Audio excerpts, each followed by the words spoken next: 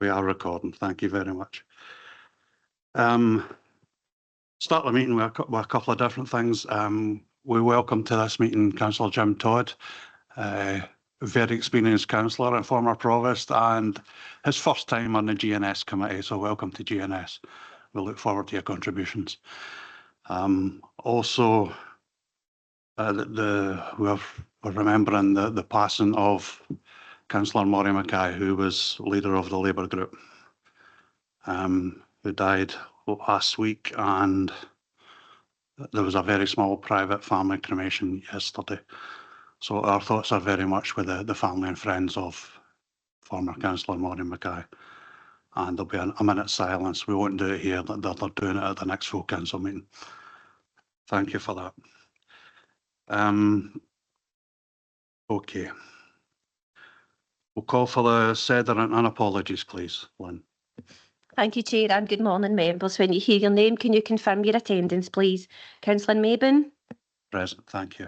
Councillor Cogley? Here, thank you. Councillor Richardson? Present.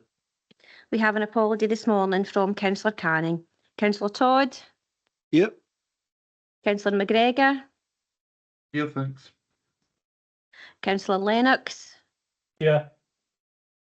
We have an apology also this morning from Councillor Crawford. Councillor Kyle? Present. Councillor Hogg? I'm here, thank you. And Councillor Watts? Present then. Thank you. Thank you, Chair. Thank you, Lynn. We have 8 items on the agenda this morning. Quite possibly we'll need to have a wee break in the middle at some point, a comfort break, so we'll do that later. After an hour and a half or 2 hours, we'll see how we're getting on. The first item on the agenda is declarations of interest. Do we have any declarations of interest in the room or online? I don't see any. We'll move on. Item 2 on the agenda is minutes of the previous meeting. Everyone's seen these minutes. You should have your copy out. We're looking for approval as a correct record. Can I have a proposal and seconder? I'm happy to propose to. I'll second. Thank you, Jennifer, proposing, and Deputy Chair Councillor Cogley seconding. Thank you. A consideration of any matters raised by members on the day from the previous minutes.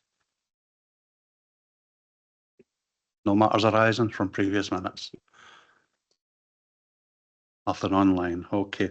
We'll move on to item 3 on the agenda, which is National Fraud Initiative, NFI in Scotland. That's a 22-23 final report, and that's with Chief Auditor Ailey Mackay.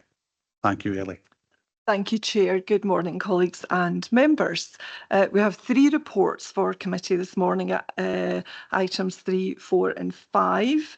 And this item, the first item, as Chair said, is the National Fraud Initiative, usually abbreviated to NFI. Now, you might wonder why it's the 22-23 report that's coming up. I mean, it's a wee bit out of date. It's not our report, it's a national report. And as you know, the NFI is an exercise coordinated by the Cabinet Office for the whole of the UK and by Audit Scotland for Scotland, obviously.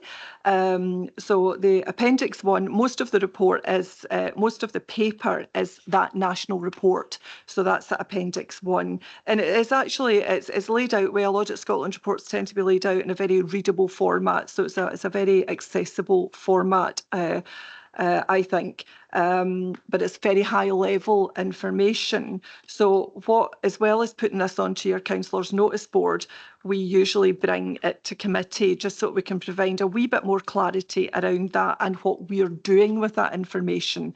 So on that note, I'll pass over to Paul Davis, our audit manager, to go through some of the key paragraphs just very briefly.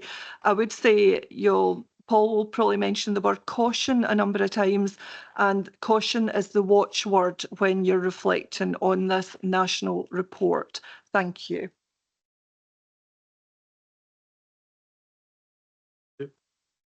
As we note at paragraph 4, the corporate fraud team assists the coordination of the NFI exercise supported by me, and then the data matches are then investigated by the individual council services.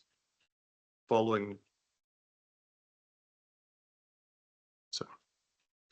this investigation, the outcomes are recorded and financial values are assigned based on actual recoveries and notional recoveries. This is one of the points of caution that Ailey mentioned. The notional recoveries they assign, which we've highlighted an example there of the £650 for blue badges, that's applied across the UK regardless of any authority's parking policies. So we don't recognise that as an appropriate figure for East Ayrshire. As noted at paragraph 7, one of the key messages within the national report, which is included at Appendix 1, Audit Scotland note that the governance and follow-up arrangements remained sound for most of the participating bodies, but also that slightly fewer bodies had been assessed by their auditors as having fully satisfactory arrangements. So again, just to highlight that degree of caution with the outcomes noted in the report. We do, however, still feel that there continues to be value in participating in the NFI exercise. It gives us assurance over our controls that they're working well. And the NFI also gives us access to data sets which we don't normally have access to. Paragraph 10 sets out the key match areas, though it should be noted that the largest area of outcomes, pensions, is directly relevant only for the Scottish Public Pensions Agency and the councils that administer pensions. Our outcomes are primarily around council tax and blue badges. Paragraphs 14 and 15 set out the positive reporting by Audit Scotland of our arrangements for the prevention and detection of fraud and error, and specifically our NFI arrangements, all of which has previously been reported to committee. Paragraphs 16 to 18 set out our local outcomes for the 22-23 exercise. And again, we note the caution should be applied to the interpretation of these outcomes. And at paragraph 18, we note that internal audit are currently carrying out a deep dive into the local outcomes that we've received from Audit Scotland. And the position there, including any continuous improvement recommendations. So the result of that work will be reported to committee within future internal audit reports, and it will also inform our 25-26 audit planning process. That was all I was planning to say on this report, but I'd be happy to take any questions. Thank you, Paul. Ellie, would you want back in at this point with anything else? I suppose only in summary to say that, as Paul said, we find it a useful exercise. It does have its limitations, but it's the only exercise of its type that happens in the UK that joins together data from 1,200 agencies that we just do not have access to in our more localised work. So it has that benefit. It points you in the direction of areas that we may want to do further work in, and that's what Paul's doing the deep dive into at the moment. The pound signs around it, nationally, there's always a drive to put a big pound sign around all this work. Money is lost through fraud. I'm not sure it's at the levels that it's reported in this type of report, but it is something that we have zero tolerance for in this council. And the NFI is a tool in that fight against fraud, and it's a useful tool. It's not the only tool. The internal audit work is one of your other tools, and the work of the corporate fraud team, which we'll speak about in the next report, is another part of our toolkit there. So it plays a part, but it's not the definitive assurance around fraud. Thank you, Ellie. I'll open it up to the room if there's any questions in the room or online. Councillor Todd first. Hey, thanks very much, convener. Thanks, Paul, Ellie. A really general question, maybe you can't answer it, but at what point with the NFI, at what point does who decides, if I'm putting you in the spot, I apologise, but who decides where the NFI or any fraud team decides to investigate something, I'm talking about the billions of pounds that was used and given out to new companies who were set up to provide PPE during the COVID period. I believe, and good for Keir Starmer introducing a SAR, if you like, that's going to look at this, but I'd love to see what's going on with that, because we were told it was going to happen. Some of that will include Scotland. There'll be decisions made in Scotland at the highest level to award contracts. There was no scrutiny, there was no auditing. These contracts were just given out. So at what point would a team like yourselves or the NFI decide, no, we're going to look at this? Chair, through you. Yeah, that thankfully is for a different type of audit and scrutiny body.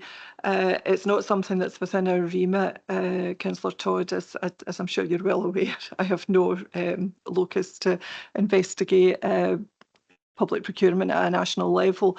What in terms of, you touched on there at COVID, we, as you probably know, were all over what was in our remit at this council, and the head of fraud at Scottish Government said, and we've publicly reported, that the arrangements we had in place in this council for the COVID funds that were given out from this council were impressive. And that was the word that was used. And I think I've dined out on that a number of times now. So this might be the last time I mention it. We also, Paul led on that, and that's our kind of local NFI approach, where we joined up data sets across the 3 Ayrshires. Unfortunately, we weren't able to do anything wider than that because we couldn't get participation more widely on what was a voluntary scheme that we started, which in hindsight, Scottish Government saw as being actually should have probably been the model nationally. So we are very much at the forefront of protecting this council. So I watch with interest lessons from what happens elsewhere. But our focus absolutely is obviously has to be protecting this council and protecting every bit of public money so that it goes to the right people in our community. Thank you, Councillor Todd, for the question, and Ailey for the reply. We'll go now to Councillor Richardson. Thanks, Chair. Thanks, Peter. It's just a question around page 6, point 12, where it says it should be noticed that the largest area of outcomes, pensions, is directly relevant only for the Scottish Public Pensions Agency, SPPA, and councils that administer pensions to check that they are only paying pensions to people who are alive. Now, I know that we don't administer pensions, but I know that our pensioners are administered. You know, Glasgow City Council do a lot of work with the Strathclyde Pension Fund. So my question is, see, this is where some of these points where the word fraud's used, because I read that wee paragraph and I think, okay, what's the typical scenario there? It's probably one where a widow's maybe lost her man who had a Strathclyde Pension Fund pension, and then at that time in the bereavement, etc., probably one of the last things that the lady in question's thinking about is writing to Strathclyde Pension Fund to let them know that her man's passed away. Now, we also know that a widow typically will be due about 50% of the pension that the original payment was. So this is where I'm thinking, is that fraud? And I'm thinking that's a strong word for that type of scenario. Also, my question is, what type of checks are in place? So how does Glasgow City Council, Strathclyde Pension Fund, whoever, how do they check that the pension they're paying out at 100% benefit, how do they check that all those recipients are still alive? Because are we relying on widows, for instance, writing to the pension fund, or are we actually doing, an annual check of the database? So what checks done there? Yeah, well, first of all, this is not our responsibility in internal audit in East Ayrshire Council. The pension funds, we do not audit the pension funds. My colleagues in Glasgow City Council internal audit have a role in overseeing the Strathclyde Pension Fund. But remember that the NFI is not just about fraud, it's error. It's fraud and error that they're trying to identify. And unfortunately, the acronym for National Fraud and Error Initiative doesn't work quite as well as the NFI for National Fraud Initiative. So it is known as the National Fraud Initiative, but it's to identify fraud and error. So they're not saying that all the outcomes are fraud, they could be error. And they could be error for a number of reasons. But there are checks and balances in place that I'm aware of that wider, because the outcomes there are directly relevant for the pension agencies, but obviously indirectly we like to know that these bodies have a robustness about them. And there are, in fact, my colleague here, who's my counterpart now in North Ayrshire Council, John used to work at the Strathclyde Pension Fund for many years before. And I actually just quickly checked with them there if they're still doing the data matching. They do mortality checks. So data records, these agencies check data records. So, you know, your families don't necessarily have to advise of deaths. And so data checks will be done, and that's similar to what NFI do. But what NFI are doing is data records right across the UK, just in case anything's been missed in terms of those local checks that are done. So it's an additional level of assurance. So nobody is necessarily saying that the outcomes of this are deliberate fraud. It just happens to be that the exercise is called the National Fraud Initiative, because they're trying to deter fraudsters primarily through this exercise. And that's the other value of these exercises, is to try and deter fraud. So it's fraud and error. And I think that's, you know, it's an important distinction to make, Councillor. Thank you. Thank you, Councillor Richardson, and thank you, Ailey, again for the reply. Councillor Todd, back in again. Thanks, Convener. No, David raises a very good point, and it might be, and I don't know if we already do this, if it happens that we find out of an ex-employee who's on the Strathclyde pension scheme passes away, there may be death in service benefits for the family with an existing pensioner. Am I right? And if that is the case, is there any avenue where we could inform the family that they might apply for death in service benefit for a pensioner if one of their loved ones has passed? Is it still the case? Thanks.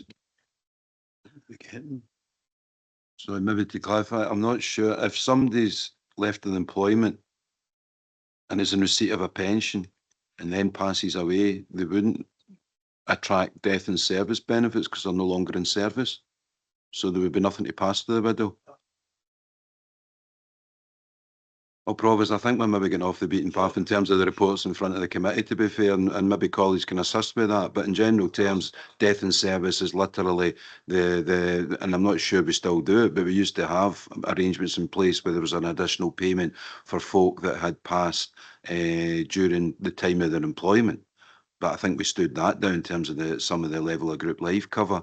But I would have thought in general terms, when somebody's retired in receipt of a pension, when they then pass, the next stage is it drops to the widow or widower's receipt of the reduced pension at that point. But I'm not sure about additional death of service. We kind of go against the grain, but we can check it out if there's a particular issue maybe. Just Thank follow, you. sorry, Thank you, Chair, just David. to follow up on that. There's Although, always... Ailey, I was going to bring Amanda Lowe what to come in on this. Right, okay. Thank you, Ailey. Thanks, Chair.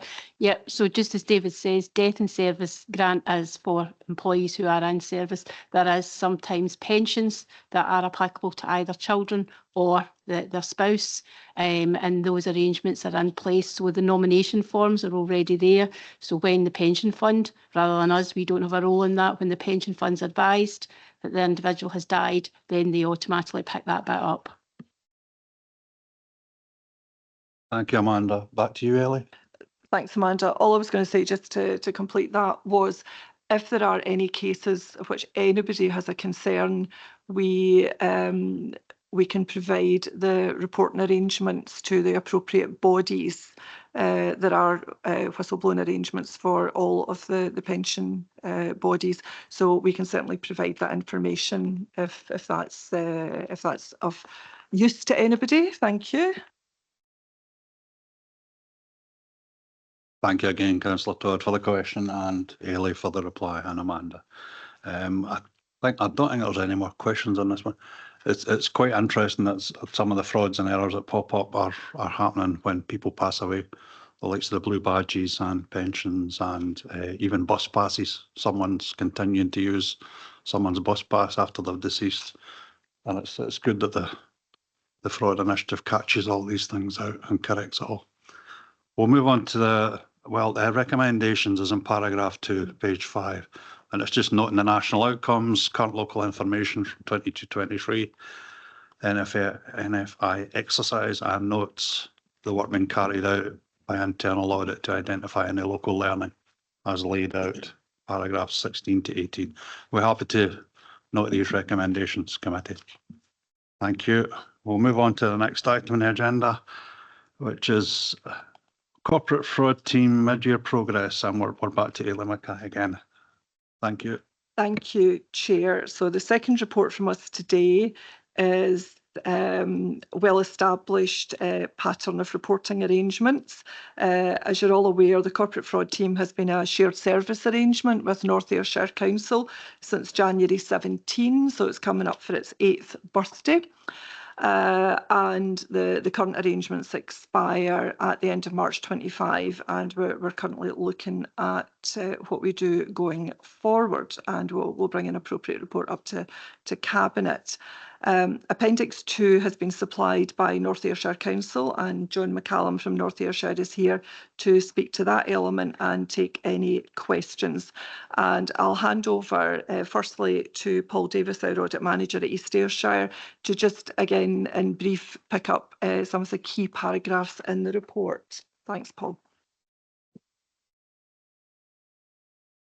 Ailey has given the background of this regular report to committee. So I'll just pick out some of the key points. Paragraph 5 concerns the SIPFA Code of Practice on managing the risk of fraud and corruption. We've already reported to committee that we are compliant with the code, and this was recognised by external audit in the report to GNS on the 26th of September. The code can be found in Appendix 1 within today's report, and this appendix sets out the code's 5 key principles and links them to the compliance measures in place in the Council. Paragraphs 7 to 10 set out the roles of internal audit and the corporate fraud team, including the scope of the corporate fraud team's work under the arrangement. Paragraphs 13 to 17 lay out the achievements to date, and a report reflecting the work of the corporate fraud team during the year, prepared by John McCallum, is attached to Appendix 2. And John will provide some comments on the work of his team after I've covered this report. The cumulative outcomes are also summarised by the Chief Auditor at Appendix 3. At paragraph 16, we've summarised the benefits of a shared corporate fraud team. And at paragraph 17, we highlight that, as members will be aware, a high level of outcomes from corporate fraud team work could indicate a poor control environment within the Council, and it's notable that no significant control issues have been identified from their work to date, with proactive work often adding value by providing assurance of good controls within the Council. And this is demonstrated at Appendix 3. At paragraph 20, note that external audits continued positive reporting on arrangements for the prevention and detection of fraud and error. And finally, I just want to highlight at paragraph 21 regarding Ayrshire. Cabinet on the 2nd of June 2021 remitted the Chief Auditor to invite South Ayrshire Council to participate in the joint arrangements. And this ambition continues to be pursued and will also form part of our options appraisal going forward. I'll pass to John for Appendix 2, and then I'll be happy to take any questions on the report. Thanks, Paul. Thanks, Chair, for inviting us along today. So just to kind of give an update, this is obviously a paper that covers the period, 6-month period from the 1st of April to the 30th of September 2024. And during that period, there was 179 new referrals to the team that relate to East Ayrshire staff and residents. So we've got a team in North Ayrshire, we've got a team manager and 4 fraud investigators that sit within that, and they're obviously investigating referrals from both North Ayrshire and East Ayrshire Council. So 179 new referrals during that period for East Ayrshire. During the period, which is actually kind of the second highest in comparative terms over the since the kind of arrangement has been in place. So only the previous 6 months last year were slightly higher, with 183 referrals during that 6-month period. The team within North Ayrshire, the corporate fraud team, we continue to investigate all referrals that have been made. Generally, the referrals tend to lean more on the internal side of things. The volume of referrals come from the internal side of things, mostly kind of through housing, parking enforcement and kind of internal aspects like that. There is a smaller portion. We've had 25 referrals this year from external parties, generally members of the public, who are making allegations through the whistleblowing facility. So some of the kind of key outcomes that I would highlight during the 6-month period. The corporate fraud team were involved in 27 housing tenancy recoveries. Where the kind of fraud team get involved in is kind of a byproduct of the housing tenancies, and it's more around the kind of looking at what other benefits and aspects that the individuals involved might have been receipt of. There might have been single person's discount, there might have been other aspects involved as well, and it helps with recovery in those areas. The corporate fraud team have also been involved in 20 proactive housing succession checks, and of those, 2 of the housing successions were refused on the basis of the corporate fraud team's findings. 13 referrals were made to the single fraud investigation service, as well as that, so they were onward referred to an external body. As well as that, we've had 1 blue badge recovery and 8 warning letters issued for blue badge misuse. And there's been 3 instances of misuse that were actually referred to the Crown Office and Procurator Fiscal's Service, 2 of which returned guilty outcomes, and the other resulted in no proceedings. More locally, there's been 4 cases involving East Ayrshire Council employees. 1 was SPD related, 2 related to blue badge fraud, and 1 benefits case was also referred on to the Single Fraud Investigation Service. And those figures are included within the numbers that have already been presented. There was also a number of kind of corrections and updates to records, just kind of housekeeping things off the checks that have been performed by the fraud team. If we look more closely at the kind of financial outcomes within the report, 199 cases were closed during the period, and of those, 52 cases returned results, whether it was kind of fraud or some other action noted. Of those cases, there was a total of £42,159 worth of outcomes from the investigation work that was carried out. Largely, that's around council tax and business rates. Both of those kind of roughly making up around 49% each, with some other lower kind of smaller figures around blue badges and discretionary housing payments. The other aspect that I'd draw to your attention is that we've recently completed the International Fraud Awareness Week. That's a national exercise that runs between the 17th and 23rd of November this year, where we promote fraud and external fraud agencies and internal fraud agencies, our internal fraud team, through social media campaigns. We took part in that this year. Paul's obviously previously mentioned the national fraud investigation work, and that the new exercise has kicked off for that, and data has been collected and submitted to the Cabinet Office as part of that exercise. The initial matches that will come back are expected to be back within this month, during December 2024, and following that, investigation will be carried out by services within the council to identify whether there's any discrepancies, fraud or error within that, and services have until the 31st of March 2026 to complete that piece of work. And I would imagine once that report, again, like the 2022-23 report has come out, that will be brought back to this committee, I would imagine. So that's all I would say on that at the moment, but I have to take any questions. Thank you, John and Paul. We get any questions on the room or online?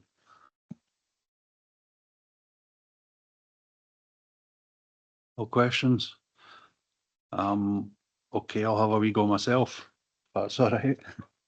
Thank you, John. Page 44, your table, the number of referrals in the 6-month period. is going up and up. I take it that's a good thing that you're getting more referrals, you're getting more information, and it's not necessarily a bad thing. Thank you, Chair. Yeah, I would definitely say it's probably the kind of normalisation of the process within the council, within both councils, where there's these instances identified, they know to refer them on to the fraud team. And I think that that's just obviously grown and grown as the fraud services become more normalised, as I say, through the years. You can see that it kind of gradually has kind of gone up year on year. The more information that gets reported, the better investigation work that can be carried out. So I think that that's a positive that we could note. Thank you. I'll go to Councillor Hogg, who's online. What question? Thank you, Chair. Thanks very much for that. It's just I've used the service in the past, but what we don't get is feedback from the referrals we put in. What's the rationale behind that? Because it's quite interesting, especially in terms of housing, that we're looking at freeing up housing, but we don't get any feedback ourselves as councillors. Is there any way we could get feedback, or is that something that wouldn't be anticipated in the future? Thanks, Chair.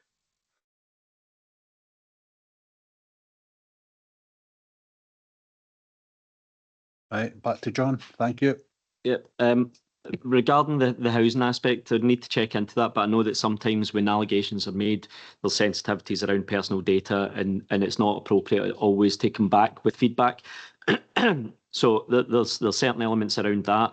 And regarding the kind of housing recoveries, a lot of that is managed internally within East Ayrshire Council. We would be doing additional checks, kind of, as I say, as a byproduct of some of those referrals. So I'm not sure that would really get fed back this way, but I can take that back and just kind of find out what level of information is possible to come back to to councillors when they make those referrals, and just find out where the kind of the threshold is and what kind of information we can provide. Ellie, to add on. I think just Councillor Hogg, I note the point. It wouldn't be something that we would expect as a matter of course necessarily for feedback, and partly for the issues that John's mentioned in terms of sensitive data, but also just in terms of resourcing and how much the corporate fraud team is costing us. I need to make sure we get the best bang for our buck. So the referrals, they're inundated with referrals, and what you're getting in these reports are the final outcomes of those referrals. But I understand, particularly where elected members are involved, it might be useful to get a bit more detail on those specific individual referrals. So if the referral can be identified as coming from an elected member in this council, I would suggest that we'll look at providing feedback in those particular cases. But you can see the sheer volume, and that's actually one of the things we're looking at in our options appraisal at the moment, because what I need to be sure of going forward is, does the corporate fraud team look the same going forward? I need to make sure what we're doing is safe, but I need to make sure it's safe and cheap. And that's a difficult balance. And we may have to do something slightly differently. The interesting thing is, if you look at the outcomes on page 45, an awful lot of these referrals are being closed with no issues identified. And we need to try and we've tried to do this year on year, but try and get the best quality possible referrals made to the team as well, because all of the referrals are looked at, and then I think the triage word is used to decide then what happens, but every single one's looked at. So we need to try and just ensure that what we're spending on this shared service is used to benefit this council in the best possible way. So the whole operational arrangements are being looked at in a lot of detail at the moment. And I suspect what we'll do with that options appraisal is probably continue with something that looks very similar, maybe for another year, and then start to do something that's more transformational after that. So we're very much on this at the moment, but I take your point, and I think particularly for elected members, feedback is an area of continuous improvement that we can look at. Okay, thank you. That also hopefully answered the question about the options appraisal and what we're looking at around the options appraisal, because I'd anticipated that might come up this morning. So thank you. Thank you, Ellie. And Richard, what you want to add in there? Thank you, Chair. Thanks, Councillor Hogg. Just to add to that, specific to the housing piece, I'm happy to pick up a conversation with Ailey and Blair Miller, Head of Housing Communities, in terms of that member feedback. So happy to pick that up. Thanks, Councillor Hogg. Thank you, Richard, and thank you, Councillor Hogg, for the question. There's a wee one I've noted in Appendix 3. Aberdeen City has popped up, so that there's been a fraud or error, and we've learned from something that's happened in Aberdeen, apparently. Can you clarify? Well, it's not the way I would phrase it, Chair. I don't think there was any learning for us, quite frankly. There was learning maybe for other councils. You're absolutely right. There's learning comes out of these cases. What we did was every single time another council's reported in the press for fraud or error, and in this case it was Aberdeen, and there was quite a spectacular error within, let me just remind myself, council tax.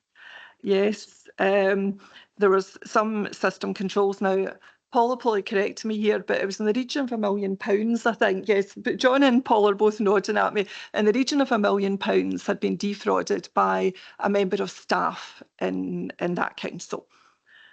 I have double checked with your chief auditor. There is nothing that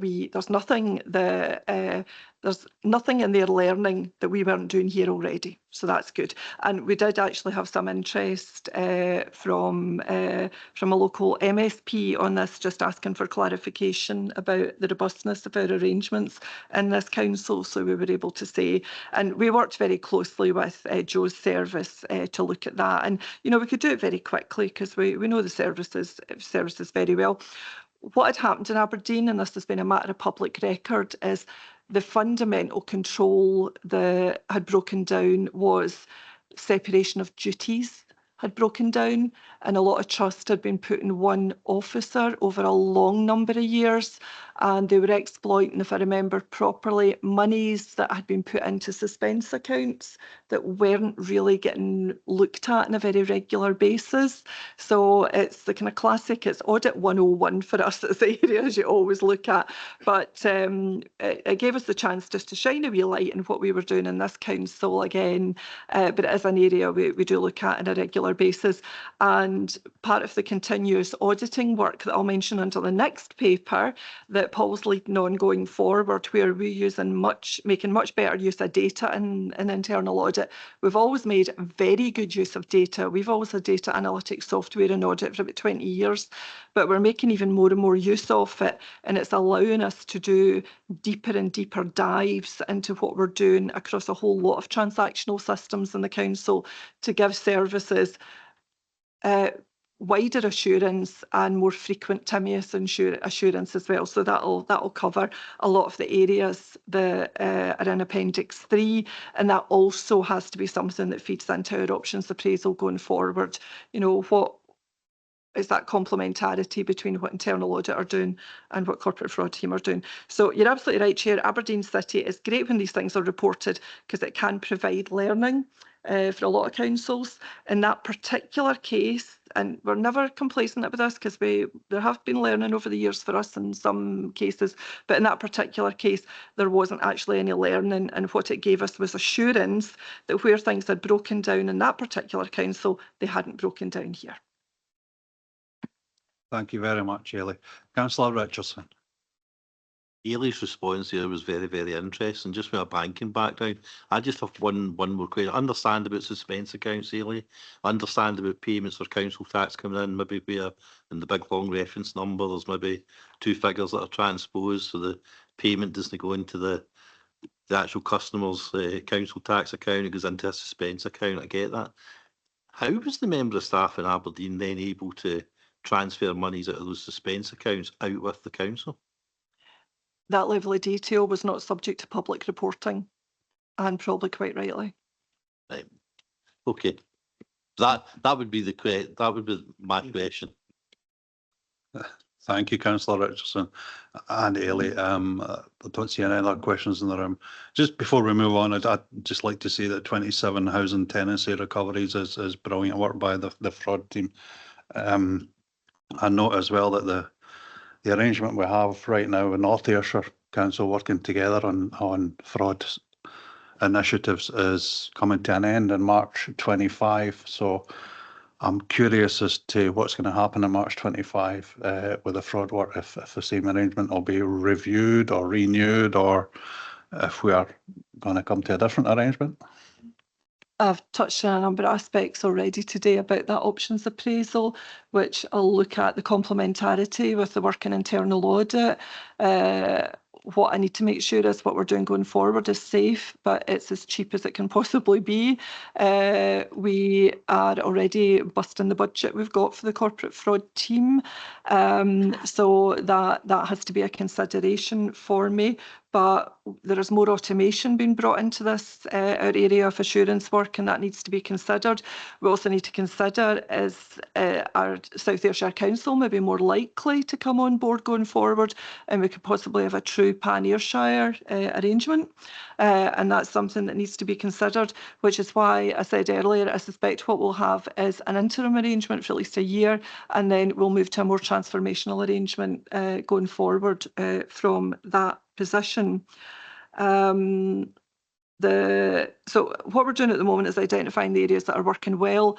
It's of particular interest to me that the bulk of the referrals to the corporate fraud team are coming from our internal services. Very, very few from the public. And is there another way that we can deal with some of those, and particularly the ones that are not leading to outcomes? The vast majority of them don't lead to any outcomes by the corporate fraud team. So that's what we're currently looking at and trying to understand what is the trigger for these referrals being made to the corporate fraud team, and could they be dealt with either within the service or elsewhere within the council before going to the corporate fraud team, which costs us extra money. So there's budget realities here have to be brought in, but it's about doing something that's the best value for this council at the end of the day, that we get the best outcomes while still working very closely with our colleagues in North and South, as we do as a matter of course in internal audit, you know, way beyond corporate fraud team. We work closely together. The 3 chief auditors in Ayrshire have regular meetings. We share our findings. We work closely together, and that will continue irrespective of the shape or the form of the arrangements that we have in place.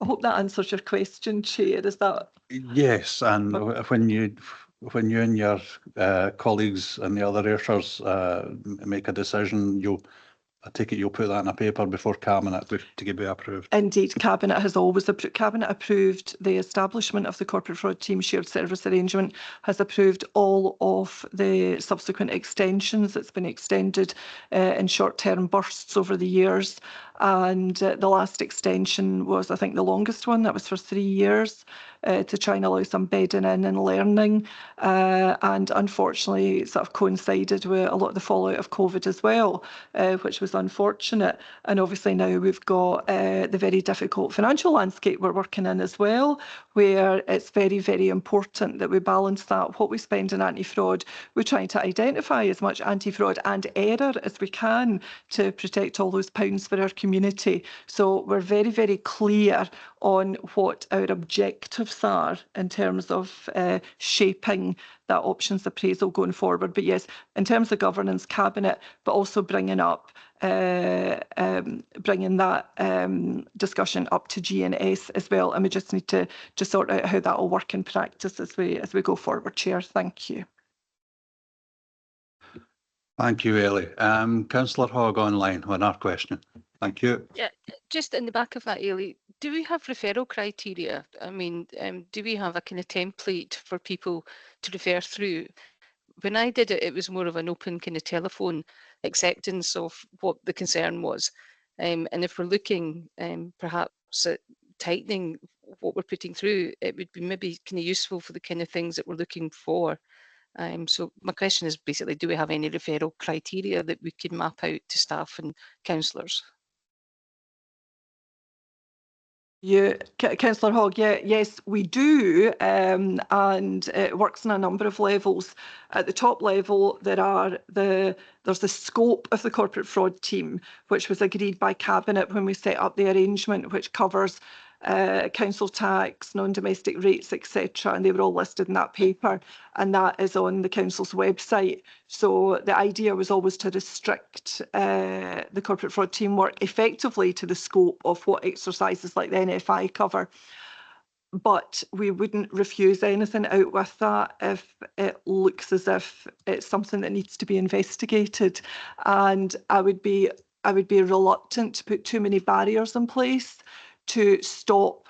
What I need to identify is internally within our services, why is so much going straight to the corporate fraud team that, for example, I'm not hearing about before it goes to the corporate fraud team. And that's the bit we hadn't anticipated, the sheer number of referrals internally, and that has grown like topsy over the last couple of years, and particularly since COVID.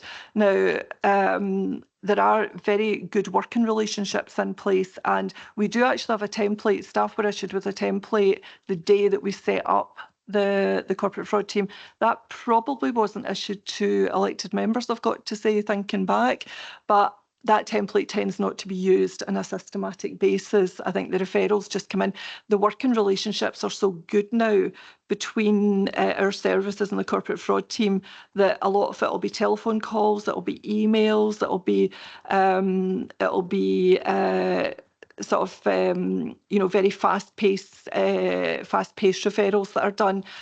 The templates were primarily put into place to make sure we complied with the Data Protection Act and GDPR, and that was to ensure that no inappropriate information was shared in an inappropriate manner with the corporate fraud team. And that was what that guidance was largely about. So if any of the elected members need any further advice on that, John would be your contact in the first instance. And of course, my door's always open for anything. Thank you, Chair. Thank you, Ailey, for the reply, and Councillor Hogg for the question. Well, I'm not going to take any more questions. We'll close this down. If we go to page 37 on the recommendations, there are 7 recommendations. I'm not going to read all of these out. They are all noting corporate fraud team reports. And as everyone in the room and online, are you happy with those recommendations? Paragraph 2, page 37. And we're happy with that. Thank you very much. We'll move on to next item on the agenda, which is the internal audit plan 24-25 mid-year progress report and revised plan. And we're going back again to Ailey Mackay. Thank you. Thank you, Chair. Well, as you know, the internal audit function is a statutory function. Corporate fraud team function isn't. It's desirable, perhaps essential, but the anti-fraud work is. But that structure, so that goes back, I suppose, to answer the final point on the options appraisal going forward. But internal audit is a statutory function. So this is the report about the work of the internal audit team to date in 24-25. So you'll remember that committee approved the plan on 18th of April earlier this year. And as good practice, we bring up a mid-year report and revised plan. We don't have a statutory obligation to do this, but we've always done this in this council because it's a good practice. It's good practice guidance from SIPFA, who, as you know, have been the standard setters for local government.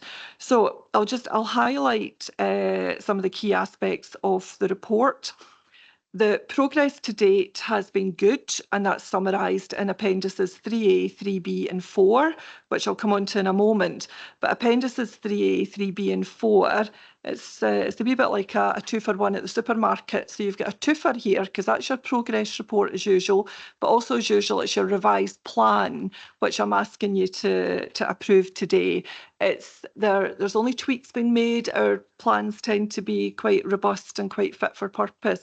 What I will draw committee's attention to is, as you're all aware, paragraph 6, it reminds us that in line with our statutory obligations and our professional good practice, committee agrees that I can change the plan during the year to reflect any emerging risks in the council. So the plan you've got at appendices 3A, 3B and 4 is today's plan, and I may require to change that slightly before we get to the end of the year. But what you're seeing today is the changes that I've had to make since the beginning of the year, which are minor, and that's usually the case. So usually the plan that's approved by committee is the plan that we keep to for the end of the year. So we call it a live plan, and that's good practice. If I then touch on paragraph 8, now I'm gonna resist going into a rant here because I think I'm ranted out, quite frankly, with all this nonsense that's going on in our world. But we have a new set of professional standards that come into force from 1st of April next year, so for the new financial year. And they're called the Global Internal Audit Standards, or the GIAS for short. We previously had the Public Sector Internal Audit Standards, which is currently what we operate under the SIAS. So this year, we're under the SIAS. End of this year, we move on to the GIAS. Now, the GIAS has been developed by the private sector, largely for the private sector internationally, but dictates what we do in East Ayrshire. Joe McLaughlin and I have been very actively involved in the UK consultation on this area, and we are absolutely both on the same page, and we're very concerned about the drift here from local government in the UK standards being set by SIPFA, by a recognised UK standard setter, which is no longer the case, hasn't actually been the case since 2013. We'd hope that might revert to a standalone UK solution, but it's not. It's now going international. And we've got these international standards which are now being translated for use in local government in the UK. I will ensure we are compliant. We will be compliant. We're always compliant with professional standards. I'll leave it up to you to decide whether it's the best use of my time to sit and rewrite all my working papers, my audit manual, my audit charter, my audit strategy in order to be compliant. The good thing is we've been in a few webinars recently with SIPFA, so they have confirmed that they don't expect us to be compliant from 1st of April 2025, so long as we're compliant by the end of the year. So we will be. We'll be absolutely, I'll give you my absolute commitment to that. We will be compliant, and that will be tested by Audit Scotland. So you'll have assurance from them. So we will never move away from the trust that you have in internal audit. It's an unfortunate, I think, state of affairs for the world of internal audit in the public sector, particularly in the UK, but it's where we are. We've tried to fight it, but we're a small voice in the whole. And unfortunately, my fellow chief auditors are not all on the same page either across the country. So we are where we are. We'll make sure we're compliant, but it is distraction from our core work to protect this council. And I think for me, that's the thing that that causes an element of irritation for me. So we will bring a much more detailed action plan up to committee. And one of the other aspects that I'm considering at the moment, and obviously we'll discuss it with the chair going forward, we have the time set aside for the annual self-assessment of the G&S committee, which is a well-established routine now, which is a session behind closed doors. And I wondered maybe if that might be an ideal session for us to give a lot more information around the action plan. We will bring an action plan up in the public arena. We will bring that up to committee in April. It'll probably be a summary action plan because I'll still be working on it at that time. We'll bring an action plan up to show you the areas that we'll be putting in place to ensure we're compliant. But we could perhaps consider, because I think the annual self-assessment this year, if I remember rightly, is a kind of follow-up year. We do the full checklist year one, and then in a year two, we do a follow-up. I think we're in a year two. Full this year. Was it full this year? Oh, there we go. We can still do it. It's fine. It's fine. I had in my head it was a follow-up. Apologies. So That's right. We can have a look at maybe, or if we need to have a separate session around that, if members wish, we're more than happy to do that. There are some impacts for the responsibilities and the duties of an audit committee, but they're not a significant shift from your current responsibilities under the SIPFA code for audit committees. So we'll continue with ASA arrangements at the moment, but we might need to tweak that slightly going forward as well to be fully compliant with the new standards. So if I move on, progress, paragraphs 10 and 11 talk about the progress towards the 24-25 annual opinion, because as you know, our professional standards say that the primary role of internal audit is to produce an annual opinion. And we do that, we bring that to you in April of every year, and that informs the annual governance statement, which then is reflected in the annual accounts of the council. The work that we do during the year is obviously what informs the annual opinion. So everything that's set out at paragraphs 3A, 3B and 4 will lead to the annual opinion. And year on year, it's been reasonable assurance.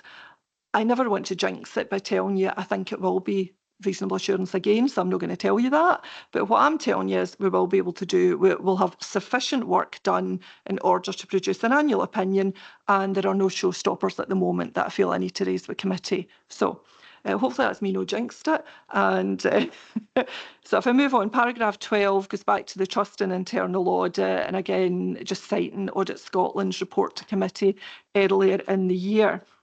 Paragraph 18 just lays out the work that we do for all the other partnerships, because as you know, we don't just provide the audit service, internal audit service for the council, we provide the internal audit service for the Integration Joint Board, for the Leisure Trust.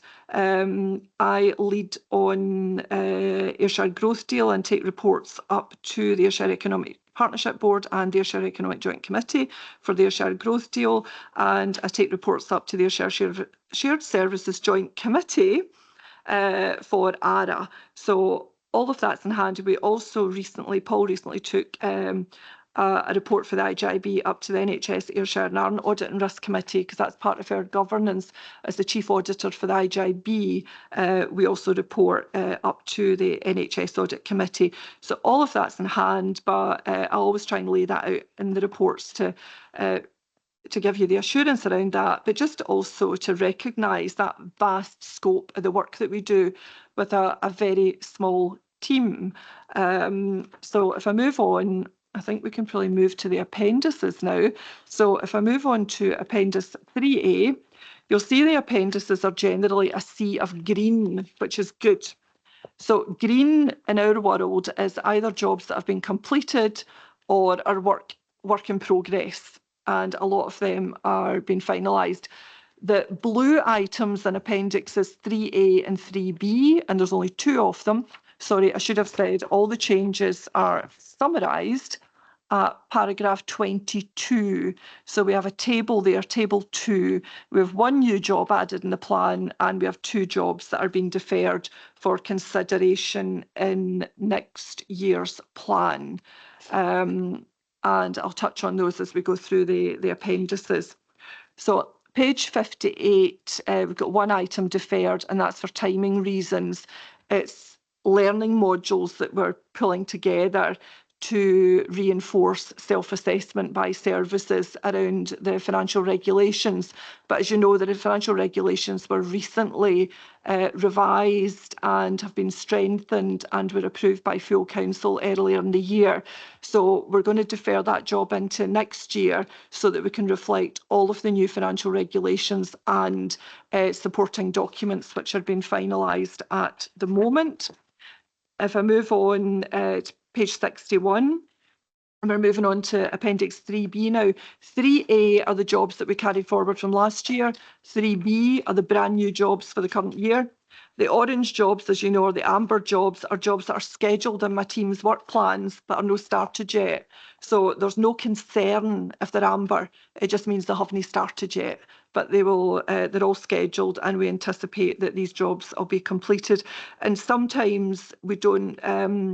we don't schedule them until later, again, for very good reasons, because the timing of an event might require us to look at it maybe in Q4 of a year. So if I move on to page 63, we've got the second item, the second and final item here that's deferred, and it was work that we were doing around climate change strategy.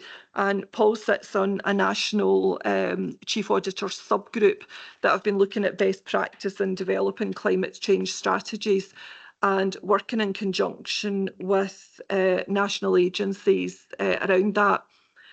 That work is not quite completed yet, so we've not been able to apply that within this council, but neither has any other council. So that's been developed at the moment. We don't think that's high risk. We have year on year worked with Andrew Kennedy and his team looking at the robustness of the report, which is coming to you today on climate change. And we weren't finding any significant issues around that. So we were changing the direction of our work to more of a strategic nature. And it was agreed nationally that every council would do that. So blue here just indicates that we had hoped we could do it this year for this council. We can't, because nationally the new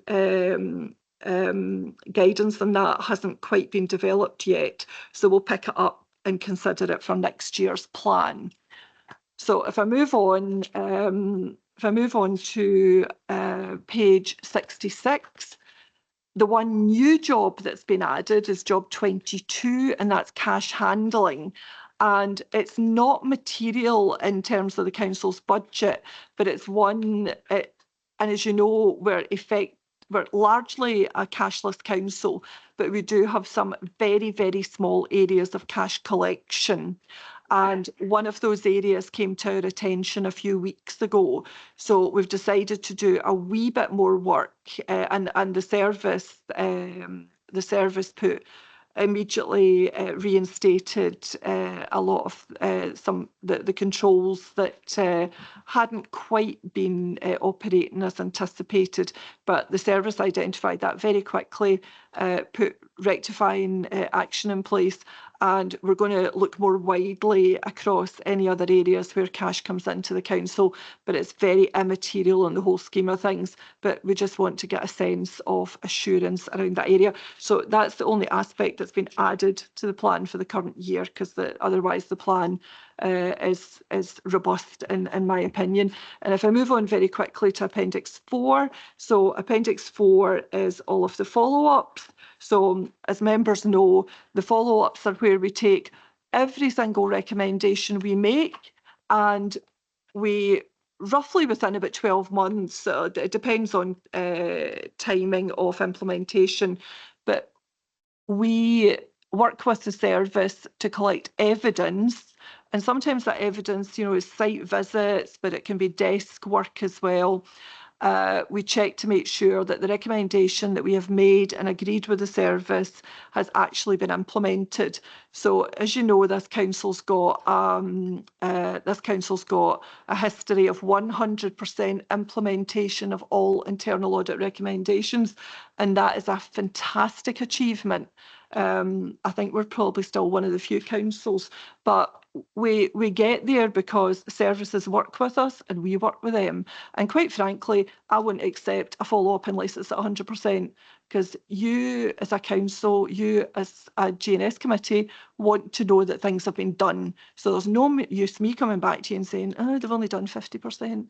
Isn't that terrible? Because we will work with them to ensure we've got 100%. So we do get 100%. So I've got to say, in the current climate, I wasn't sure we would get that result so far this year, but it looks as if we're on target. I've probably jinxed that now, but so far so good. All the ones we've done this year so far are at 100%, which is great. A lot of stuff still to do in the follow-ups. They tend to generally be scheduled in towards the end of the year, so we've got a lot of ambers on page 69. We've also got a number of blues in here. On page 66, we've got one blue, and we've got 6 blues on page 69. These are not deferred. Deferred is what a blue is for an assignment in your appendices 3A and 3B. A blue here in Appendix 4 just means it's been rescheduled because we never stand down a follow-up. you will always be followed up. So the blue ones have just been rescheduled into next year. We were hoping to do them towards the end of this year. The timing of implementation, and that's partly when we've managed to get our reports out, but also then once the service has a chance to properly consider a realistic timetable for implementation, and all of those implementation timetables have to be agreed with us. And in fact, with me ultimately, because I sign everything off, I've agreed the implementation timetables here and they're reasonable. So we now need to push those follow-ups into next year, which is absolutely fine. It's of no significance in terms of assurance for the council and will give us hopefully the best result. I'll just draw your attention, members, finally to the bottom of page 69.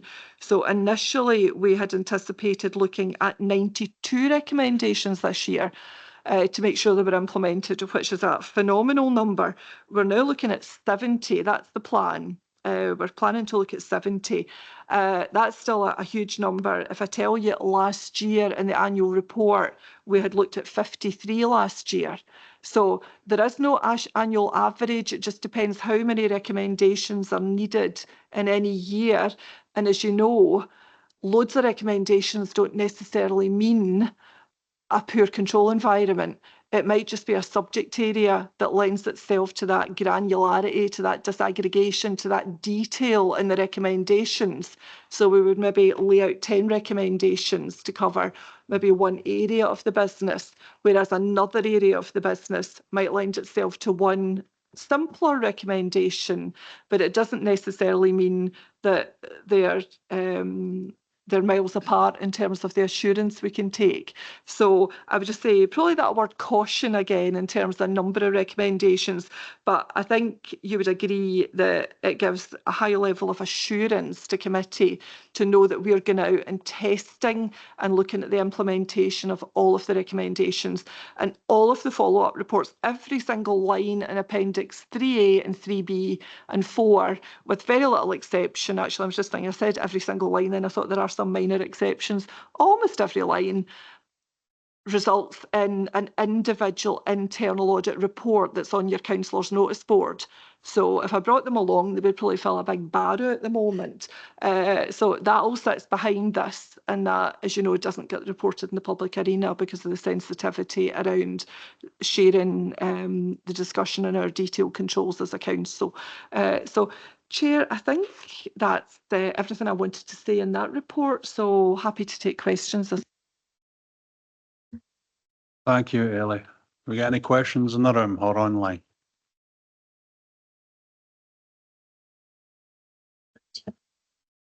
No questions? Okay. No questions. We'll do the recommendations. I'd also, before we do the recommendations, I'd like to thank you for Tuesday, and you invited me into your team meeting on Tuesday, and I met some of your colleagues. It's really quite interesting that the scope and the breadth of where auditing actually happens, because you're literally in every nook and cranny of the council and East Ayrshire Leisure and IJB, and you are everywhere with your auditing team.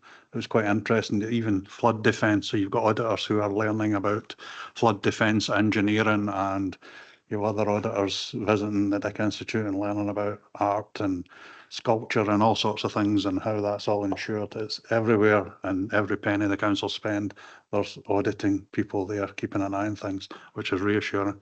So thank you for the invite to your meeting and for meeting all your team and for bringing these 3 reports to council this morning. I'll move to the recommendations, which are on page 48. If I can find them. For noting, there is one for approval. So committee, if you're happy with that, paragraph 2. Yep. Noting, note the chief auditor. Yep, sufficient work will be carried out to inform the annual opinion and approve the revised plan. Happy with that, committee? And online. Thank you. Thank you, Ailey, for bringing your audit and reports. Thank you, Chair. We'll let you and your colleagues go. Thank you very much. Thank you, Paul and John, as well. We're moving on to item 6 on the agenda, which is the submission of the Climate Change Public Sector Report 23-24. Can I just update that before colleagues present the paper, if you don't mind? That's it. Thanks, Chair. It's just, sorry to jump on with colleagues, but Cabinet considered this paper yesterday, and I thought it'd be appropriate just to update the members of this committee on the decisions taken by Cabinet, and I happen to have the draft minute here. Cabinet didn't accept recommendations 3 and 4 in this paper yesterday. Cabinet decided instead that they would, in relation to Amendment 3, and I'm just waiting for the words to come up here, Cabinet took a different position, and Cabinet agreed yesterday that in fact they would retain the current targets. I'll just get you the wording. So the recommendation 3 that you have in front of you wasn't approved. Instead, Cabinet agreed that they would maintain the Council's ambitious target of achieving net zero by 2030, whilst also recognising that this would be extremely difficult to achieve without a large injection of external funding. Cabinet also amended recommendation 4, which now we'll read in the minute and that will be circulated later today, to approve the transition plan from the short-term climate change action plan funding to an integrated strategic plan approach as set out in paragraphs 101 to 107 of the report, while maintaining a strong corporate focus on carbon reduction, financial impact and responsiveness to emerging opportunities. So that was more of a tinkering with recommendation 4, but the amendment to recommendation 3 basically saw the Cabinet agreeing the Council would continue to work to the ambitious targets that were set out in the report. So it's just to give members that update due to the timing, because this was only in front of Cabinet yesterday and the minute will be issued after this meeting. So it's just to make the link, Chair. Thank you. Cheers. Thank you, David. We'll note that later when we come back to the recommendations that they have been edited slightly. We'll come back to this in a minute later on. Presenting this report, we are Andrew Kennedy and James Lally. I don't know who wants to go first. I'll present the report, and Right. obviously James is here if there's any difficult Right, thank you. questions. So thank you, Chair. This is the annual climate change report that sets out the Council's activity to address climate change and carbon reduction. There is a statutory obligation to report and demonstrate actions to support national targets on climate change. Appendix 2 provides the actual submission based on the government's reporting format. The main report tries to bring that to life in relation to the action areas and align to the Council's climate strategy and local priorities. As David said, the report was presented to Cabinet yesterday and there was some adjustments to the recommendations, and as you mentioned, we could cover them at the end.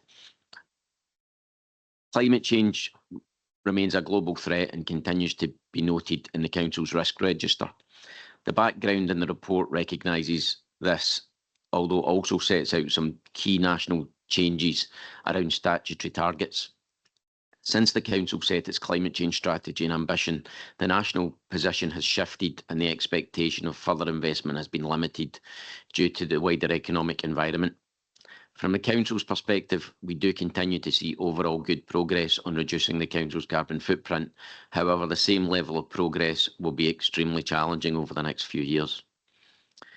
The Council is only 3 to 4% of the overall East Ayrshire carbon footprint, and therefore the challenge remains significant. Actions in the report have aimed to impact on the wider community and not just the Council's carbon footprint. The report is set out in the 4 themes of the strategy, which remain the key areas of action. That's energy, transport, waste and natural environment. Overall, gas and electricity usage continues to make gradual reductions, with around 15 to 18% reduction in consumption since 2018. The local heat and energy efficiency strategy report, which was also presented to Cabinet yesterday, sets out that huge challenge in reducing our energy demand across the area. However, it does show that the Council's estate and housing are in a better place than many private ownership houses and businesses. Energy is the biggest area of the Council's remaining carbon footprint. Therefore, we continue to have some new investment in highly energy efficient design, but also need to focus on more practical reduction measures and behaviour change, such as LED replacement and changes to equipment that we have within our buildings. The core project will continue to offer investment opportunity and innovation around this area as well. Transport remains a challenge for investment in fleet, low carbon fuels and behaviour change.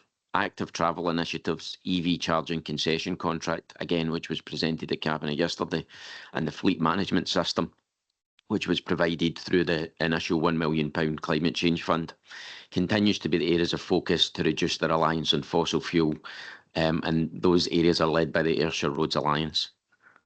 The waste review has further embedded the direction of travel to promote reducing waste and recycling, with the transition from landfill to energy from waste having the biggest impact on our reported figures.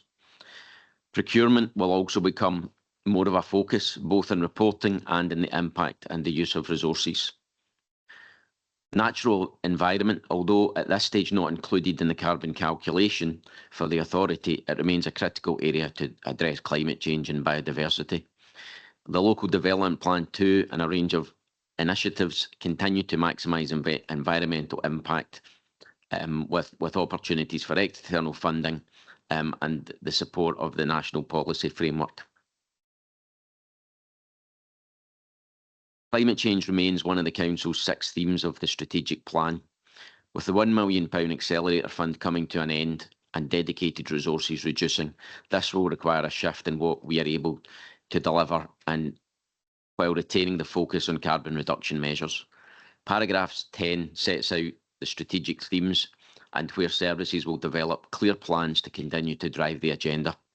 It is also proposed to integrate responsibilities and reporting further with the strategic plan, service plans, while retaining the oversight group on climate change to ensure continued joint working opportunities. As I said, the challenging national and financial position means there remains significant uncertainty with the timescales for policy change and limiting to short-term funding nationally.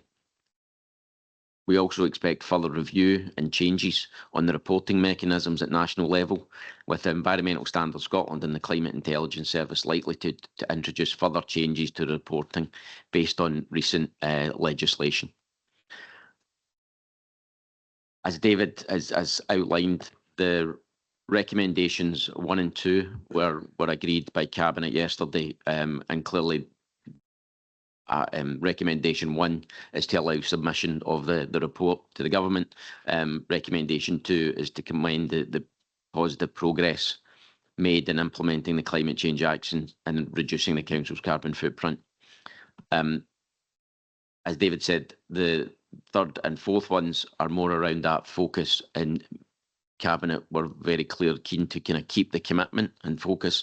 And again, a number of those areas are set out within the report and how we will continue to drive this agenda forward. Happy to leave it there, Chair, and open up to questions and discussion. Thank you, Andrew. Any questions in the room or online?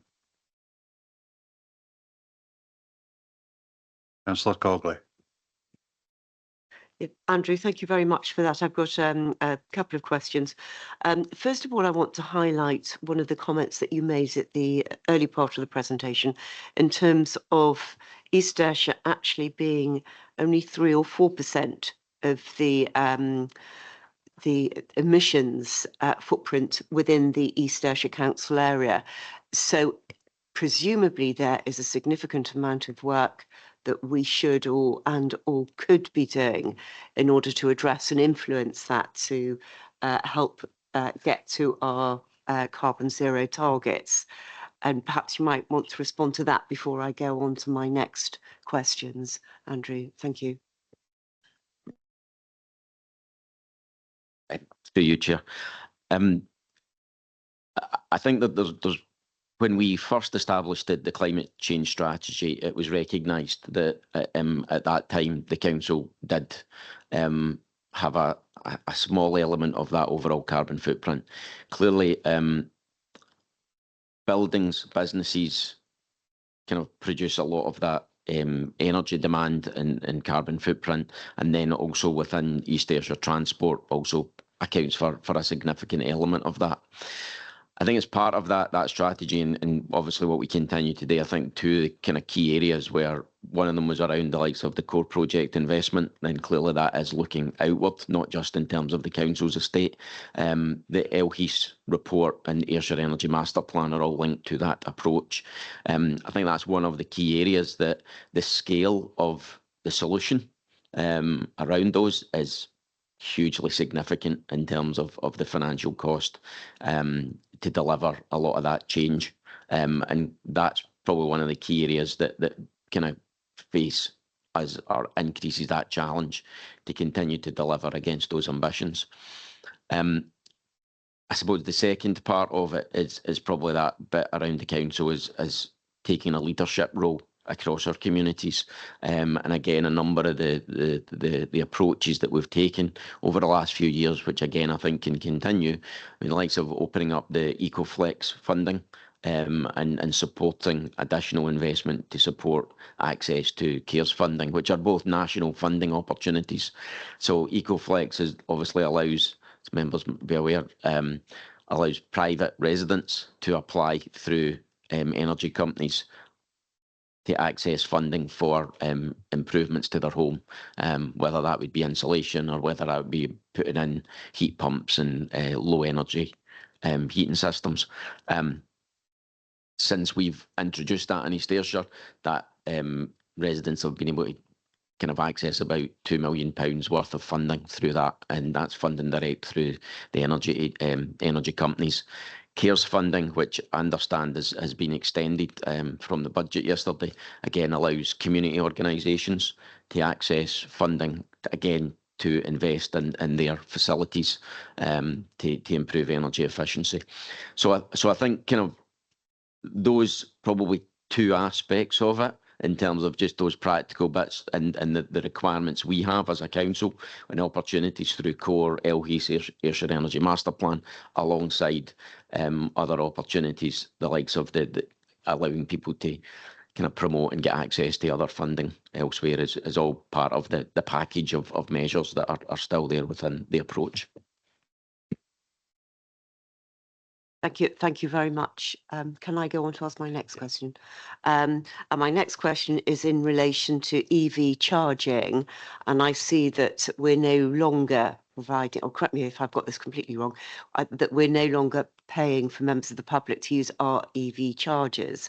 Has that reduced the demand? The figures in the report are obviously for last financial year, which would be the period of time where we were still providing it free. We don't have the full kind of detail of information for this financial year, but the initial figures would suggest that there's been a drop off in usage, obviously, since we've been charging for it. And obviously the income that comes in is obviously offsetting our cost of that energy as well.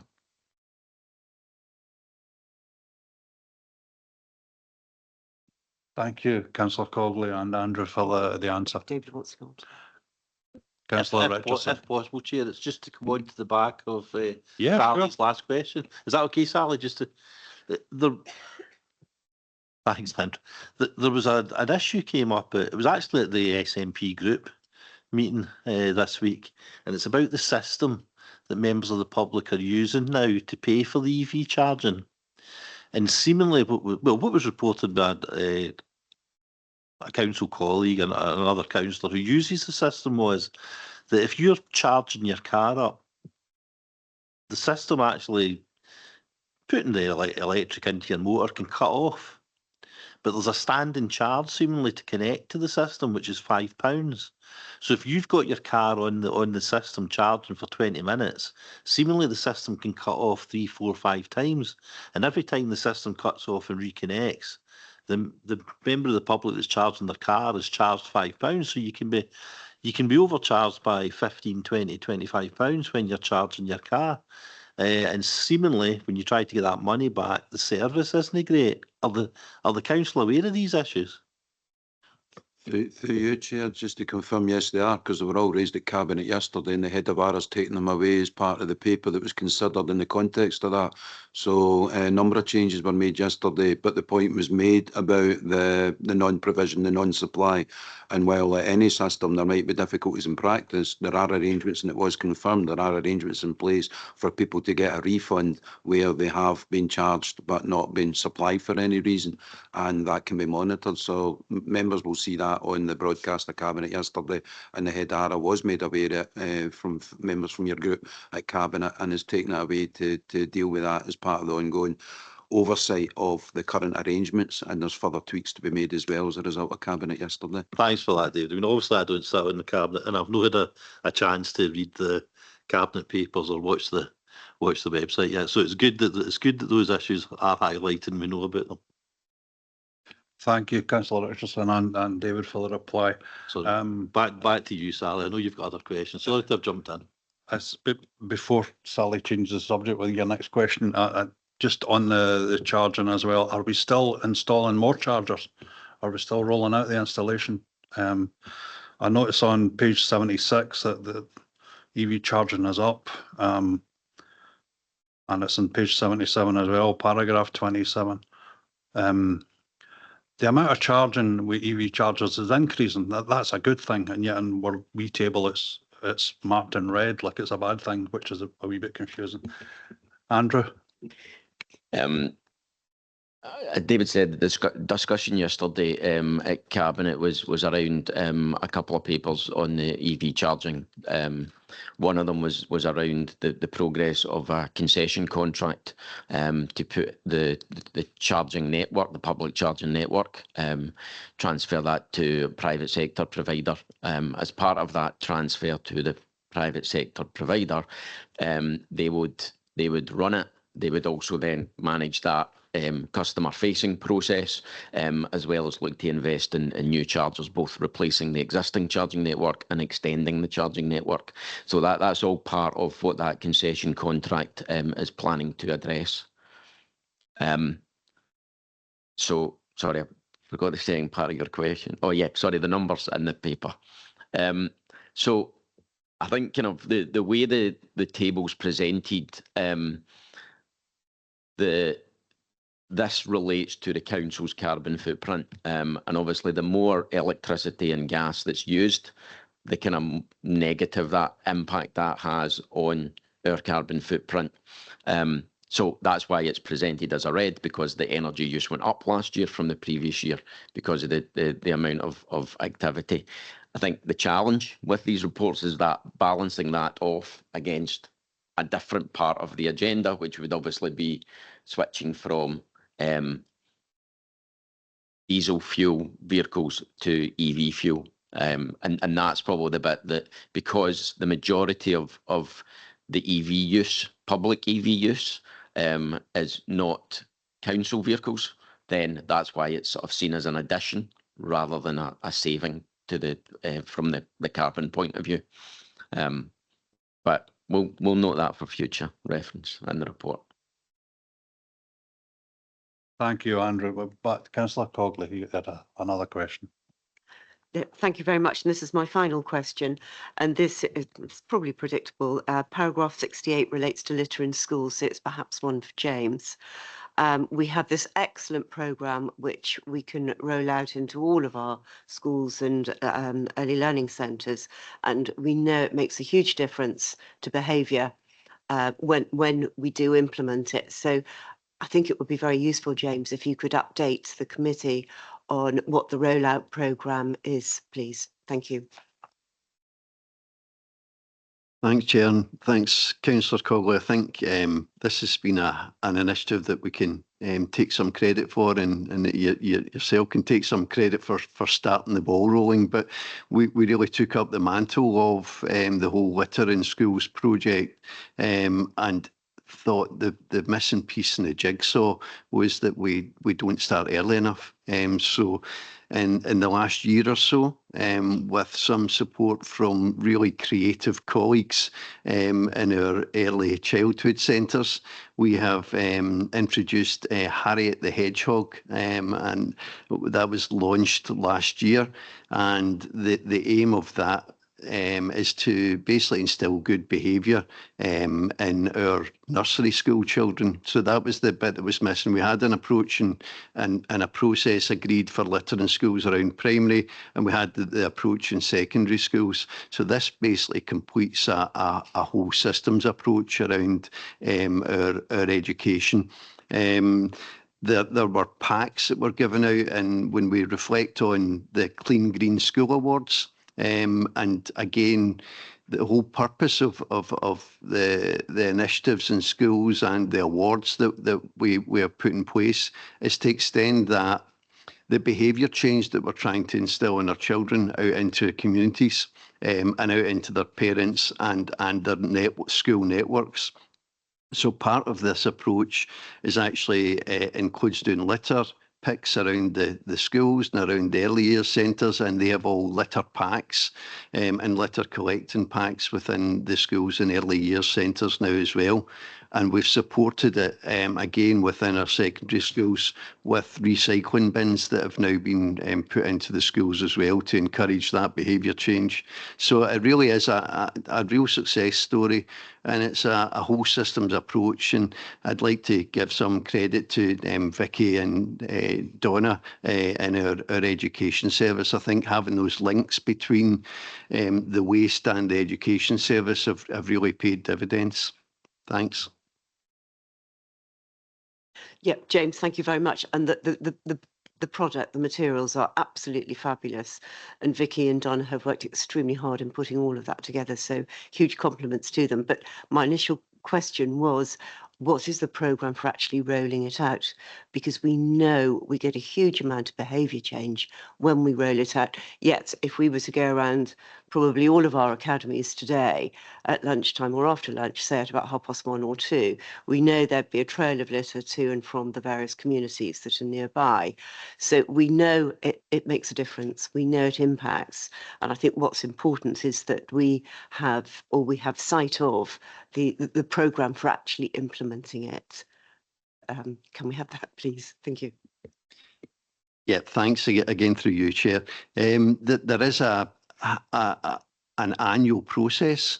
So we have now put in place procedures in all of our schools where on an annual basis, we have a presentation that's made at assembly, and that promotes the initiative, and then it's supported by the schools and rolled out by the schools themselves. So it's also supported by our enforcement team, who come out and do some of the talks and work with the schools in that regard as well. The exact detail of what goes on in each school, I'm not particularly aware of, but I can get details of that from our colleagues in education. Thanks. Thank you, James. Andrew, you want in on the same subject? Yes, thanks. It was just maybe just to highlight for members of the committee that yesterday at Cabinet, when we discussed this report, there was a number of initiatives noted in the report that are obviously linked to education, and Linda was very keen to ensure that over the next few months we put in place those arrangements to try and maximise how we embed all of those kind of initiatives into the schools, because clearly that kind of ownership and having the schools own this material, which has been fantastic in how much has been produced over the last couple of years through the team, then actually taking that to the next level and embed it in education. Linda was very keen to can ensure all of that was happening and taking forward. Just say thank you very much. Thank you. Thank you, Councillor Cogley, for the questions, and James and Andrew for the replies. And we now have Harriet the Hedgehog visiting all the different schools. I think that's brilliant. So well done. And of course, the leader of the rubbish party is always going to have a razor sharp focus on littering in schools and rubbish, and always be asking questions on this area. We'll go to Councillor Todd. Did you want in on this? Yes, thanks very much, convener. Yeah, well done, Sally. Absolutely brilliant with primary schools. You see it when you go around the school. So great that they're getting taught about these very, very important things.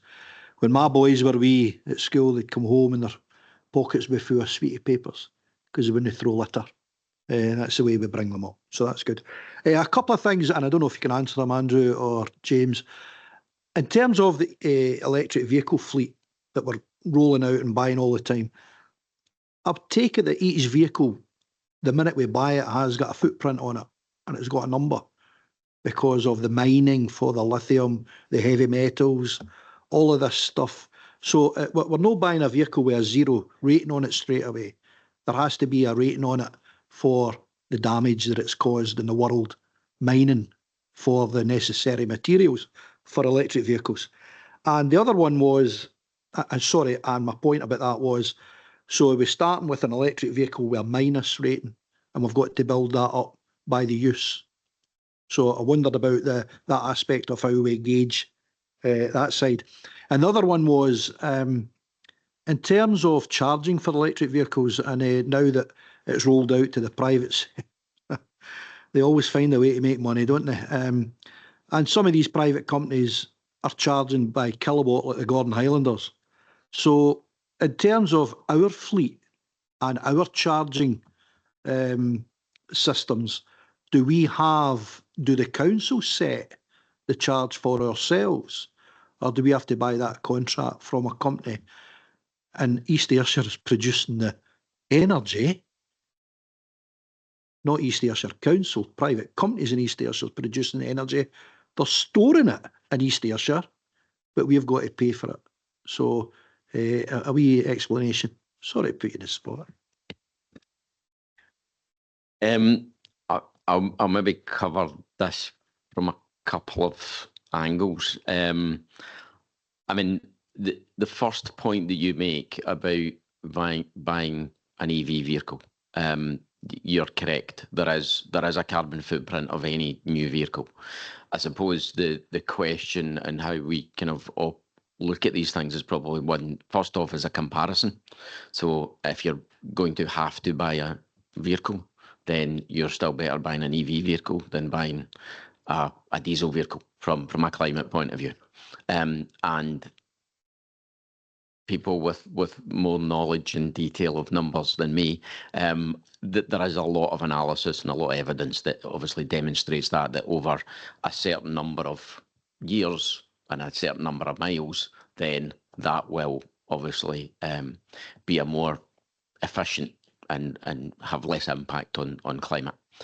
I suppose the fundamentals here is kind of it would be better if you didn't buy a new vehicle in the first place. So that, I think that's probably the two questions. And again, when you kind of think about the waste stream as an example, although the worst effects is putting it into landfill, recycling or energy to waste, although not as harmful, has still got a carbon footprint. Whereas if you just don't buy things, you're not going to throw them away. So I think if you kind of think through that process, then it's probably more about mitigating and reducing rather than necessarily kind of considering it as a completely neutral position if you're driving a vehicle or anything like that. So, for example, you can reduce your mileage by 20% by walking to work once a week. Okay, you might not need to give up your car and walk every day, but again, you're still going to make an impact. The specifics around the charging for the fleet, the concession contract will be issued next year. Part of that, there is obviously conditions that will be set in the contract. One of them will be a maximum price that the contractor can charge. The second part of it is also there will be a payment back to the council as well. So between those two things, there is a balance there in terms of that offset in terms of what the council will pay for it. So that's probably part of the concession contract, and obviously there'd need to be a bit more detail just in terms of how that would work.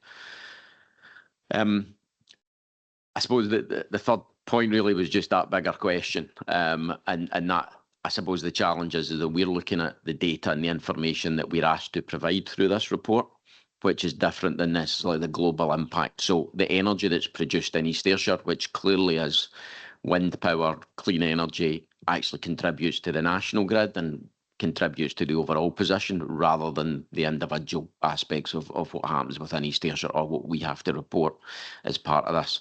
There is a lot of work going on nationally about how all of these figures are joined together and calculated. And again, some of those kind of factors are the things that they're trying to work out how best to present that. Is that okay? Hold on. We'll come back.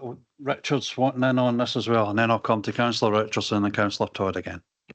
Thanks, Leader. Just to add to Andrew's comments, and specifically in terms of the concession contract, Andrew's bang on in terms of those controls that are in place in terms of the contract for not only the public use but the council use as well. The third element is the significant capital contribution that we will benefit from as a consequence of entering this concession contract, and the fact that elements of that will be drawn down by our partner.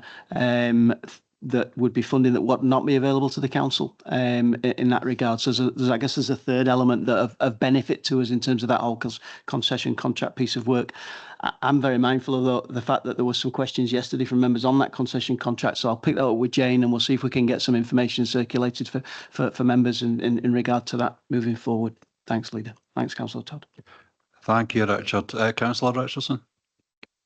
Again, after my last question, I'm probably wary now because I think this might have been asked at yesterday's cabinet. But Richard, see how there was a mention there of a payment that comes back to the council. Is that going to be an annual payment from the new private providers of the EV charging points? And is that because East Ayrshire Council spent a lot of money, capital investment, putting in some EV charging points that were transferred to the new private company? So is that them sort of giving us an annual payment back to basically compensate us for the previous capital investment that we put into these charging points?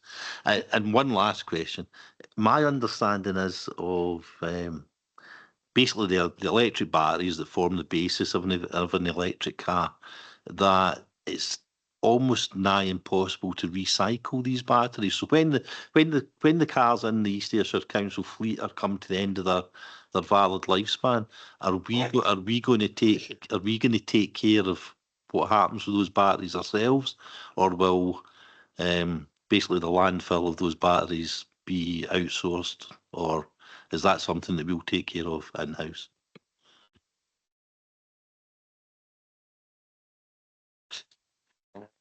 Thanks, Leader. Thanks, Chair, and thanks for the question, Councillor Richardson. I don't know the specific detail in terms of when the payments will come back for the council. I know certainly a lot of the initial investment was actually Scottish Government grants that we received as opposed to East Ayrshire Council capital investment. But I say I'm happy to get the detail from Jane and circulate that to members, unless my colleague to my left can provide any further information for members today.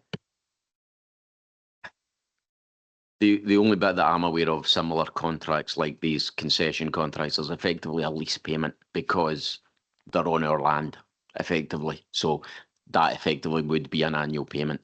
But obviously the concession contract is a competitive tender as well. So we're effectively asking them to bid for the work and for this opportunity. So obviously there's an element of that competitive kind of pricing that we would hope that you would get some kind of benefit back from the council in terms of them taking that on.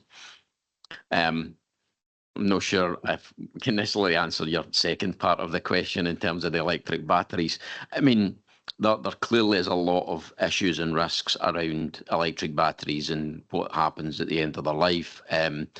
Recycling and reuse for other purposes is things that are obviously being looked at. And I think probably the sort of the kind of general waste stream approach of just putting batteries into the waste stream is clearly something that people are trying to avoid. So really looking at that sort of recycling and alternative uses. The other part of the legislation, which I think might help support some of this, is the producer pays legislation that's come in as well, which means obviously any materials that are being produced if there is no opportunity to fully kind of recycle or reuse, then there's going to be a cost to the producers as well. So that would be in terms of food packaging all the way up to obviously things like cars and vehicles and things like that as well. So I think there's a number of mechanisms that are trying to be put in place there to kind of try and minimise and obviously continue to allow the best use of our resources. Thanks for that. Thank you, Councillor Richardson. David, you want in on this? It's just to confirm that the council is a large user of vehicles, but we've never operated a car breakers yard under any arrangements, whether it's diesel, petrol or electric vehicles. We buy them, we use them, we don't run them into the ground. They are still functioning when we dispose of them. We dispose of them through auction or to another third party. And without being glib about it, they then own the vehicle and the end user, but in turn it'll end up in the scrapyard. But the big answer in terms of national policy is, as Andrew said, the circular economy, which means it's built in at the beginning, that the cost to the environment of these batteries is taken account of at the supply and point in terms of taxes and what's charged to the producer. But whether, as I said, it's diesel, petrol or whatever, then we dispose of vehicles, not the batteries or the component parts. And then, and that's all regulated, as you know, in terms of then what second-hand car dealers or scrap dealers have to do and where you would dispose of the batteries. So we would always make sure it's going to a responsible end car breaker or auction out or whatever, and that their arrangements are compliant. That's done through the procurement process in the normal way, but we ourselves don't dispose of vehicles and wouldn't therefore find ourselves in a position of taking the batteries out the cars and wondering what to do with them. But we would make arrangements within our overall contractual arrangements for that to be done in compliance with whatever the legal rules are at the time. And as you pick up from this, they change all the time. Councillor Todd, were you wanting back in earlier? Yeah, thanks very much, convener. And David's absolutely right, and that will come into the part of when you're scoring a new EV vehicle for the council's zero target purposes. There will obviously have to be a scoring mechanism for getting rid of the vehicle at the end. I don't know if that takes our responsibility away for the carbon footprint of disposing of the batteries. When you sell the vehicle, it becomes somebody else's property then. So I wondered about that scoring mechanism. But the other one was just an anecdote. You're absolutely right, Andrew, about the point about reusing. I was at a Bonnie Raitt gig, guy sitting next to me, the first person I've ever met from Edinburgh that renewed the batteries in his Nissan Leaf. And it cost him £8,000, which included the disposal of the old batteries. So in that part, and he said, I've got a brand new car. It's charging 100%. It was doing about 60, below 50. So a new set of batteries for his car was £8,000, including the disposal of the old batteries. So yeah, it makes sense. Thanks. Thank you, Councillor Todd. Councillor Richardson. Thanks, Chair. Thanks, Peter. Now that makes absolute sense. Just what David Mitchell said there about the fact that we will look to sell the fleet motors on before they're run into the ground, and then it's the next user that will have the problem of then disposing of the battery and the whole car when the car's past its use by date. But my only worry about that is thinking ahead, and this is probably 20 years, 25 years down the road. What will be the residual value of those vehicles when you go to sell them? Because if the buyer knows that, oh, wait a minute, it's a 20-year-old electric motor, and there may be issues for me when it comes to taking this motor off the road because it's got this big electric base, big electric battery, the council might find that will the sell-on value of these vehicles hold up? My hunch is it's going to be a graph. They will up to a certain point, but once a motor, an electric motor, becomes a certain age, then the resale value is probably going to drop off significantly. That would be my hunch, but just pointing that out. Thank you, Councillor Richardson. Anyone want to comment on that? No? Councillor Cogley? Yeah, just to come back in on that, and this was something that came up when we all listened to the waste management review earlier in the year, and we were talking about producer pays and the cost of obsolescence being built in actually at the time of manufacture and purchase, or sale purchase, whichever side of the deal you're on. And I think that was certainly a question that we raised for the Scottish Government at the time. In terms of, well, if we are really seeing through producer pays, then that cost, the cost of the obsolescence, should already have been incurred through some sort of taxation figure. So I'm thinking you're probably worrying a bit unnecessarily, because I think that is or should already have been built in. Thanks, Sal. Thank you, Councillor Cogley. James, thank you. Thanks, Chair. Just to address the point about kind of lifetime cost, we, as part of the Climate Change Fund, we invested £50,000 in a new transport management system, and that system actually looks at, when we're replacing vehicles, identifies diesel and kind of fossil fuel vehicles that it would be, one, cheaper, and two, more environmentally friendly to replace with electric vehicles.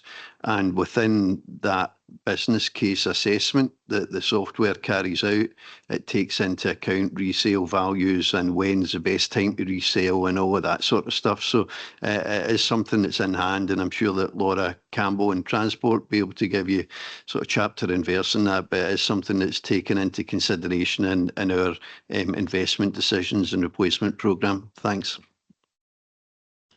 Thank you very much, James. If there's no more questions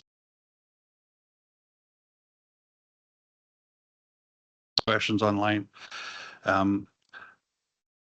if we're back to page 70, you'll notice that the recommendations are to Cabinet. Those 5 recommendations are there, and as David Mitchell has informed us, those are being edited slightly. They're going to be slightly altered. Page 71 for the recommendation to Governance and Scrutiny is note the content of the report. So we're all happy with noting the contents of this climate change report. Thank you very much. What I'm going to do now is, it's 11:53. We're going to take a quick break before we go to, there's 2 more items on the agenda, East Ayrshire Performance, and then one wee last item. We'll have a quick 15-minute break if we're back here at 12:10, please.